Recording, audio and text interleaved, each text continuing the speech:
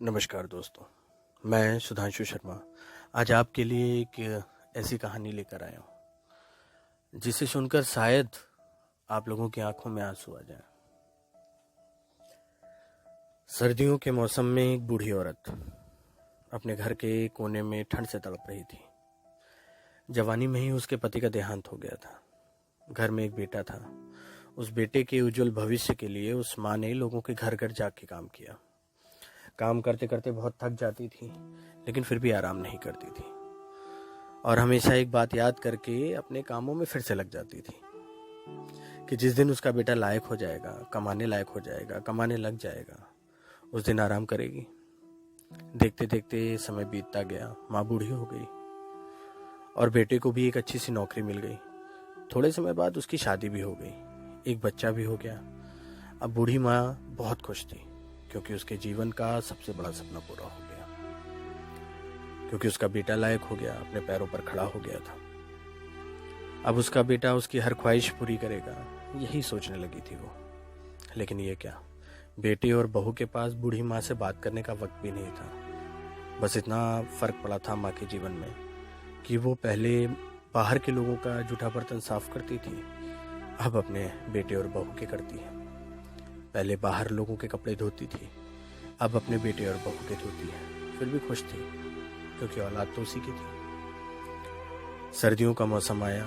एक टूटी चारपाई पर घर के बिल्कुल बाहर वाले छोटे से कमरे में एक फटे पुराने कंबल में सिमट कर लेटी थी और सोच रही थी कि आज रात जब बेटा आएगा तो उससे कहूंगी कि तेरी माँ को रात में ठंड बहुत लगती है, एक नया कंबल ला कर दे दे। शाम को जब बेटा घर आया तो माँ ने अपने बेटे से बोला कि बेटा ठंड बहुत है, मुझे बहुत ठंड लगती है और बात ठंड की भी नहीं है, मैं बूढ़ी हो गई, शरीर में जान नहीं है, फटे हुए कंबल में ठंड रुकती नहीं है, एक कंबल ला कर दे दो। बेटा गुस्से में बोला, माँ इस बार घर में राशन के पैसे नहीं हैं, बच्चों के एडमिशन और बिजली के बिल में बहुत ज़्यादा खर्चा हो गया, कुछ पैसे बचे हैं जो कि बच्चों के स्वेटर ला कर देना है।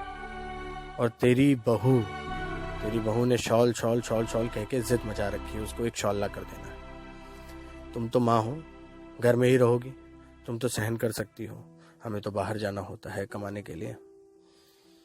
बस माँ 2 महीने की सर्दी निकाल लो, अगली सर्दी में आपको नया कंबल ला कर दे दूंगा। माँ अपने बेटे की बात सुनकर चुपचाप जाकर उस फटे हुए कंबल में सिमट कर लेट गई। अगली सुबह हुई तो माँ इस दुनिया में नहीं थी। माँ की ठंड के कारण मृत्यु हो चुकी थी। बेटे ने सभी को खबर की, कहा कि माँ अब इस दुनिया में नहीं रही। सब रिश्तेदार, दोस्त, पड़ोसी सब इकट्ठे हो गए। बेटे ने अपनी माँ की अंतिम यात्रा में कोई कमी नहीं की। माँ को बहुत अच्छी सी शॉल उड़ाई गई, बहुत अच्छी सी अर्थी सजाई गई।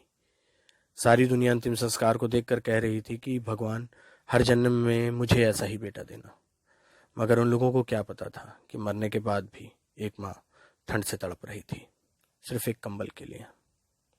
जी, सिर्फ एक कंबल के लिए। दोस्तों, आपके माँ बाप अगर आपके साथ हैं तो आप बहुत भाग्यशाली हैं। आज आप अपने जीवन में जो कुछ भी हैं उनकी बदौलत हैं, उनकी मेहनत से हैं, उनकी लगन की वजह से हैं। तो जीते जी अपनी माँ बाप की सेवा करना आपका पहला कर्तव्य है। और अगर आप ये करोगे ना तो आपके पास संभालने के लिए ना सुख, खुशी नहीं होगी। आप इतने खुश होगे, आपको इतना आशीर्वाद मिलेगा कि आपको किसी चीज़ की ज़रूरत नहीं पड़ेगी, सब कुछ खुद ब खुद पूरा होता जाएगा। थैंक यू दोस्तों, मैं सुधांशु शर्मा आगे आपके पास ऐसे ही आता रहूँगा एक नई कहानी के साथ। धन्यवाद।